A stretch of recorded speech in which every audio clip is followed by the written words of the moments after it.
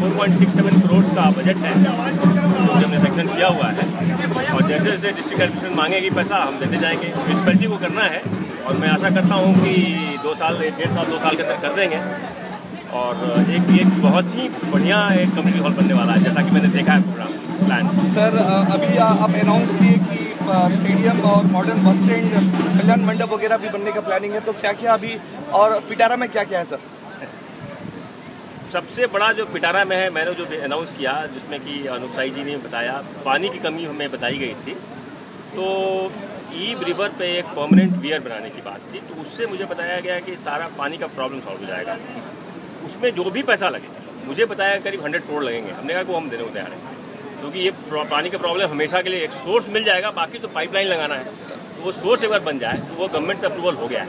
अब हमें गवर्नमेंट से मांगना है कि कितना पैसा लग रहा है, वो दे देंगे। सर वर्ल्ड का 5th लार्जेस्ट कंपनी में आता है, तो अभी आप ब्यूटिफिकेशन का बोल रहे थे और बस स्टैंड का बोल रहे थे, स्टेडियम का बोल रहे थे, उसका लिए क्या आप बोलेंगे?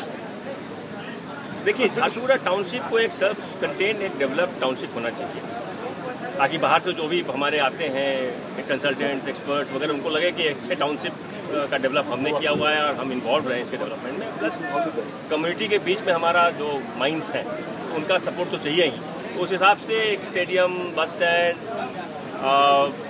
ब्यूटिफिकेशन सिस्टम ऐसा होना चाहिए कि ब्यूटीफुल झारसुगुड़ा टाउनशिप लगे जब भी जो आवे, और यहाँ के लोगों को भी सहूलियत हो, जो कि एक बेसिक डेवलप्ड टाउनशिप में रहना चाहिए।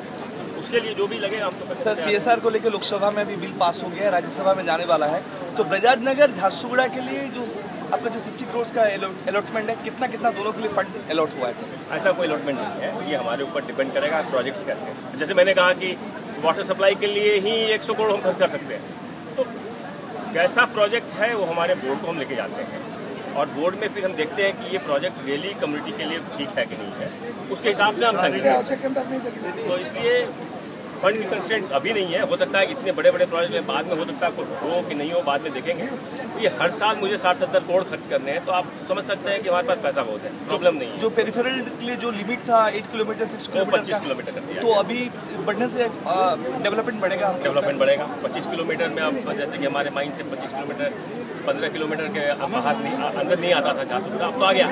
अब यहाँ हम विद इन लॉ हम पूरा कर सकेंगे, अदरवाइज दिक्कत होती थी, अभी दिक्कत नहीं। सर, कोल ट्रांसपोर्ट के लिए एक तो नया टेक्नोलॉजी के डिबेट में दे दे, क्या होगा एक्चुअल पोल्यूशन? देखिए, कोल ट्रांसपोर्ट के लिए जहाँ तक सवाल है, तो अभी हम लोगों का एक पहला ये एम था कि जो दूर दूर जाती है हमारी गाड़ियाँ साइडिंग में, तो एक माइन के समीप ही बना दें हम साइडिंग, तो उसके कारण वहाँ का ट्रांसपोर्ट कम हो जाएगा। और जहाँ जहाँ हम कोशिश कर रहे हैं कि कोल ट्रंक रोड बना सकें, जहाँ भी हमें लैंड मिल जाए उसको, तो वो बना दें। तीसरा हमारा ये कि कन्वेयर से डायरेक्टली नई माइन जो भी हम डेवलप करने वाले हैं और एक्सपेंशन करने वाले हैं, उसमें सीधा माइन से ही कन्वेयर से जाएगा साइलो, और साइलो से ट्रेन में लोड होगा, निकल जाएगा कोयला।